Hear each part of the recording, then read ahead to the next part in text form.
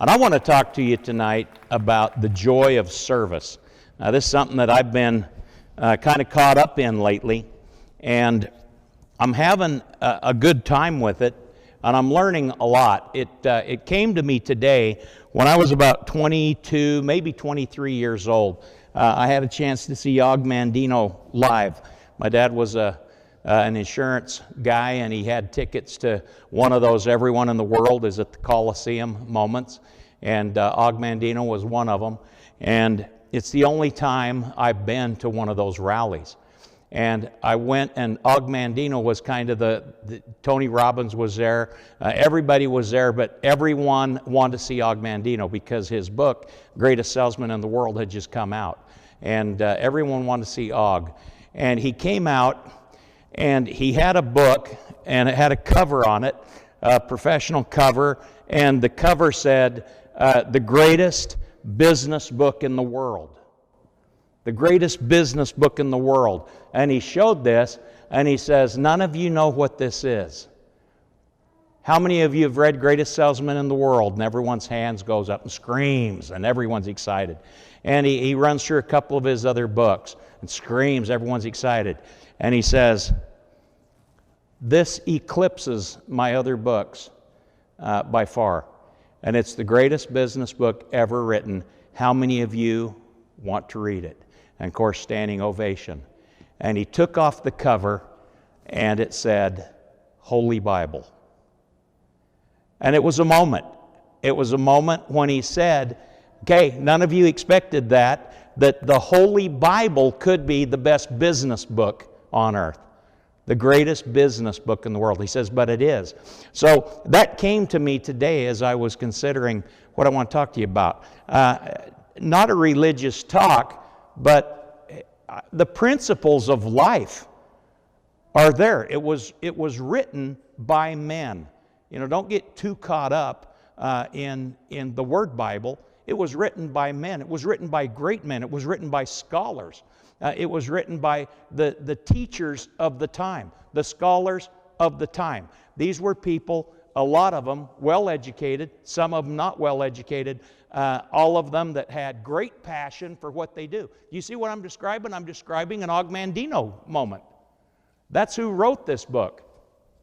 So when I decided to talk about the joy of service, I thought about the Chronicles that I've been writing for the past couple of years that we call QT Chronicles. QT is a local convenience store that I really like, and I have documented a lot of events that have happened there and at Circle K's, another convenience store, and a few other places that are just chronicles of good people doing good things, or strange people doing good things, or unexpected people doing good things. And it's funny because I had a sheriff in our home a couple of nights ago.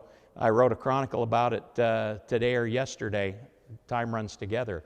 But he came, Officer Callahan from the Maricopa County Sheriff's Office, MCSO Deputy Sheriff, came to our house because I have some identity theft stuff going on. But if anyone else tells you they're Kevin Allen, they're not.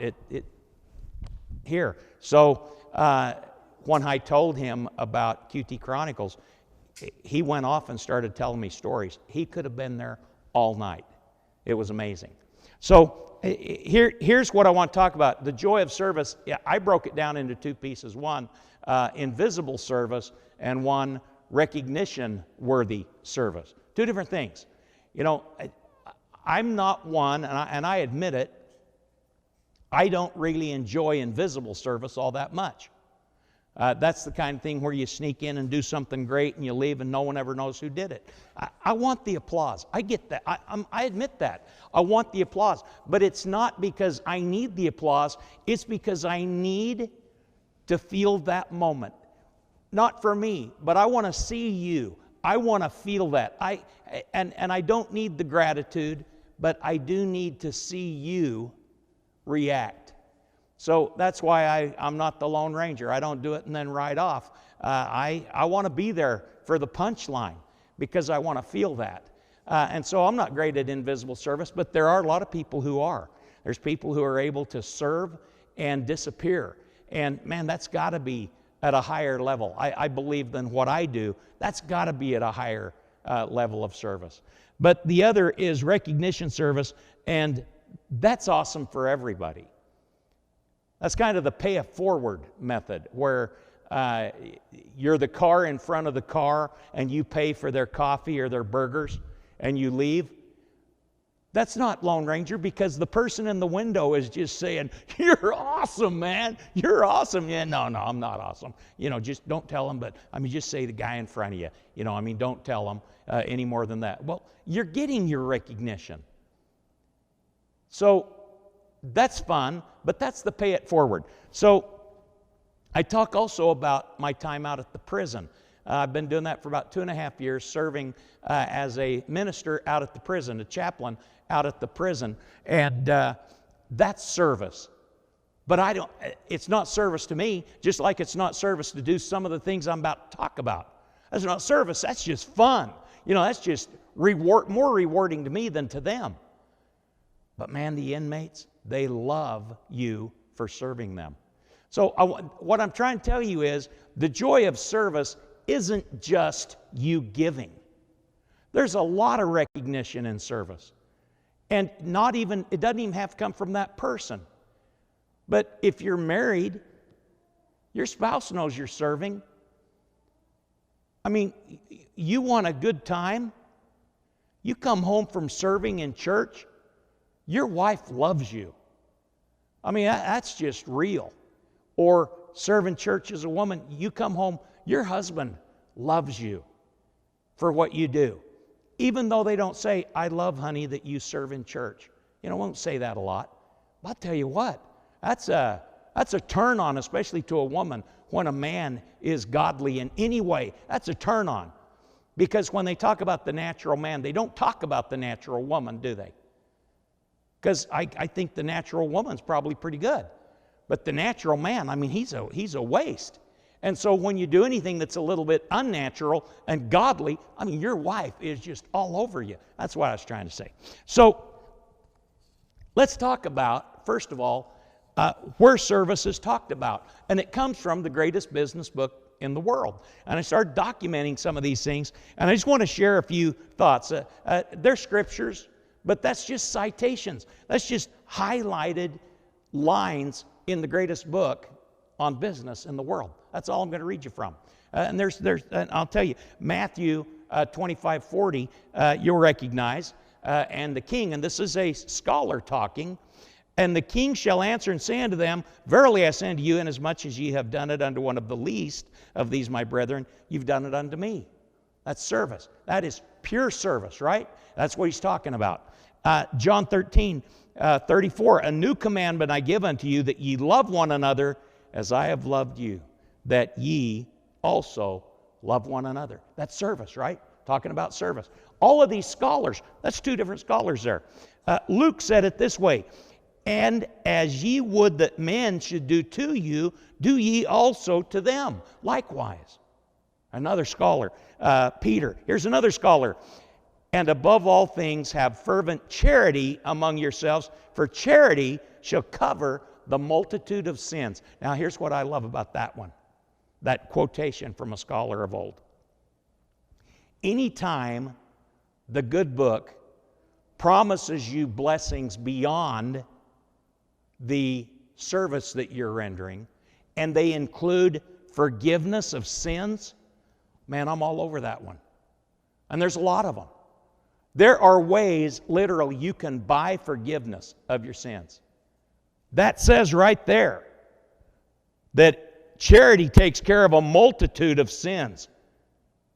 Well, I'm all over that, because I'm going to need a little of that when we get to the last point. Okay, Corinthians. Of course, this is Paul. "Charity never faileth." Okay, so here's what he says. "But whether there be prophecies, they'll fail." This guy's saying, if there's prophecies, they'll fail. "Whether there be tongues, they'll cease. Whether there be knowledge, it'll vanish. but charity never faileth. This is to say, charity, that what we do charity-wise, charitably, never ends. Everything else ends, according to Paul here, a scholar. Everything else. But that one is forever. Never faileth. They're not saying charity never faileth in pleasing somebody, which is a lot of ways how we hear it. Charity never faileth. Never faileth to what? No, it's talking about an engine failing, or a plan failing, or a motor, a conveyance failing. Charity never stops. It never fails. Something you do today never ends. You've got that one forever. That's pretty big. He also says, charity suffereth long, it's kind, charity envieth not. These are the characteristics of service. I can just use service. Service suffereth long, it's kind, it envieth not, it vaunteth not itself. You know, I said I want to be there, but it's not about me. Yeah, it vaunteth not itself. It's not puffed up. It doesn't behave itself unseemly. Seeketh not her own, is not easily provoked, thinketh no evil, rejoiceth not in iniquity, but rejoiceth in truth. Truth is a part of service. Beareth all things, believeth all things, hopeth all things, endureth all things. That's service. It's just pure. It's just incredible to serve, because there's no vial. There's nothing left that's not good. It's all good when you're serving. Some critics, and this is an editorial on KJV Today. That's King James Version Today. It's a radio program. But some critics claim the word charity is either wrong or outdated. Newer translations use the word love instead. You know, there's all kinds of translations of this greatest business book ever written. There's all kinds of translations. Originally it was in Greek, so a lot of people think I'm going back to Greek, and we're going to do. The Greek word at issue is agape. Thayer defines the word as brotherly love, affection, goodwill, love, benevolence. The definition of charity is benevolent goodwill toward or love toward humanity. The English word charity comes from the Latin word caritas, which means Christian love, as opposed to the sexual type. Throughout history, Latin theologians such as Augustine have used caritas as a term of art to refer specifically to Christian love. Whenever charity appears in King James Version, it is in reference to Christian love toward fellow Christians. What is that? Service. Colossians, Paul again. And above all these things, put on charity, which is the bond of perfectness. Service is perfect. You are in that moment that you're serving, you are perfect, according to Paul. Paul again, and now abideth faith, hope, charity, these three, but the greatest of these is charity. John, my little children, let us not love in word, neither in tongue, but in deed. Charity, service. And Matthew, and the second is like unto it, thou shalt love thy neighbor as thyself. I'm just absolutely amazed at how much charity and service are talked about in that book, the greatest business book ever written. Here's QT Chronicles, November 2nd. I saw the kid pull in just about the same time I did. Obviously, this was a kid of privilege. I'm very judgmental.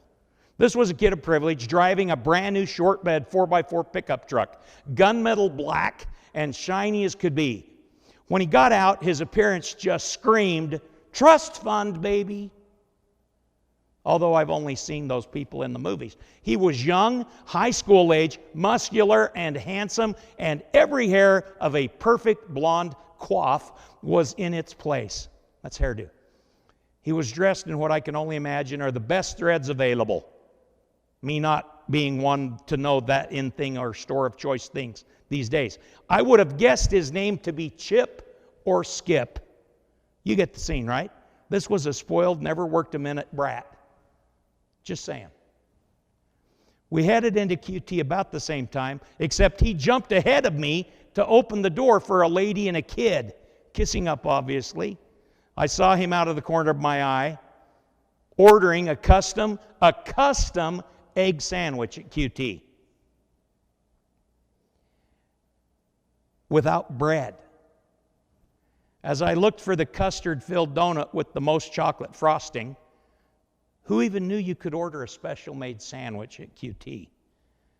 Money talks, I thought to myself. Money talks.